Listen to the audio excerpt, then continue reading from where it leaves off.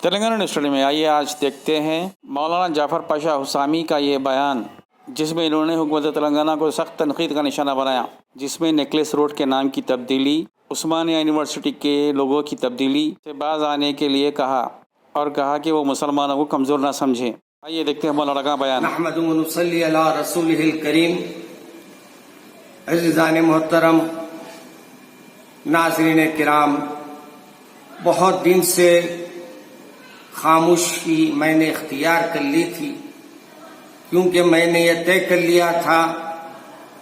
کہ کوئی بھی بات اب میں چینل پر نہیں کروں گا، مگر مجبوراً مجھے آج آپ سے مخاطب ہونے کے لیے آنا پڑا۔ موجودہ حکومت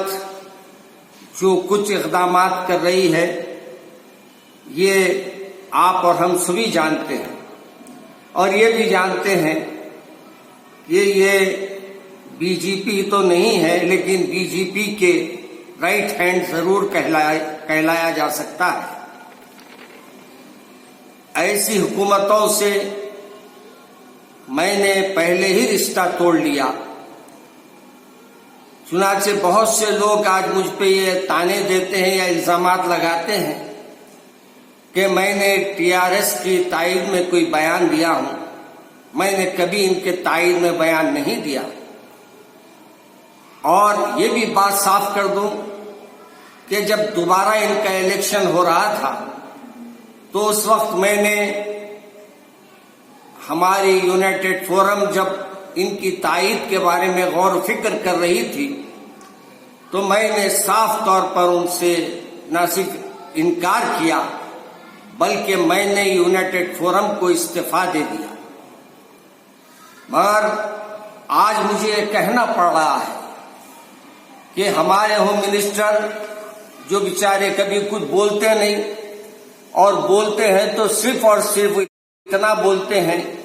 کہ وہ جو ان کو رٹا دیا گیا ہے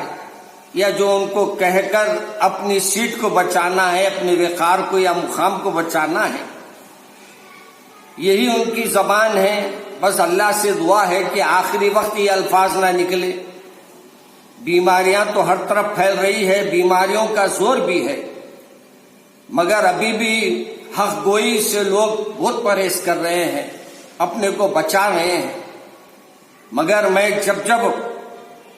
موقع آیا اپنی قوم کو میں برابر صحیح رہبری کیا اور صحیح ان کو راستہ بتاتا رہا، مگر بعض لوگوں نے جب مجھ پر کیچڑ اچھالنے کی کوشش کی تو مجھے ایک شعر ذہن میں آیا: اندھے نکالتے ہیں چہرے سے میرے نقص، بہروں کو ہے شکایت غلط بولتا ہوں میں۔ حقیقت یہ ہے، اس وقت بھی اگر حقیقت بولتا ہوں تو بہت سے لوگوں کو ناگوار گزرتا ہے، مگر میں اس وقت حکومت کے جو چند عمل ہے میں ان کو صاف طور پہ یہ کہنا چاہتا ہوں، اگر آپ آئندہ کچھ رہنا چاہتے ہیں اور تو پھر آپ کو مسلمانوں کی دل آزاری سے بچنا ضروری ہوگا، اور کوشش یہ کرنی ہوگی کہ مسلمانوں کے ساتھ آپ جو اب تک کھیل کھیل لیتے آئے ہیں اس کھیل کو برخاست کریں،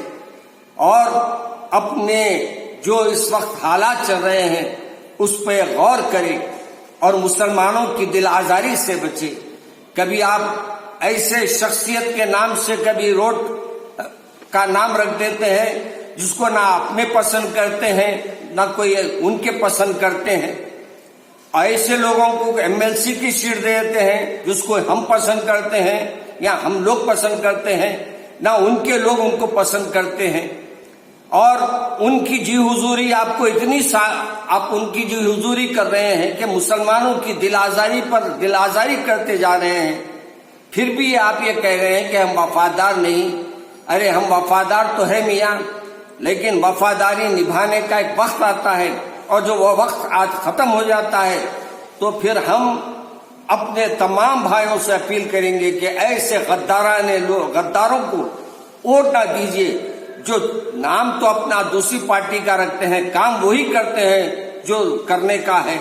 जो अपने आकाओं को खुश करने का है। मेरे अजीज दोस्तों, आपको वो हैरत ये हुई कि हमारे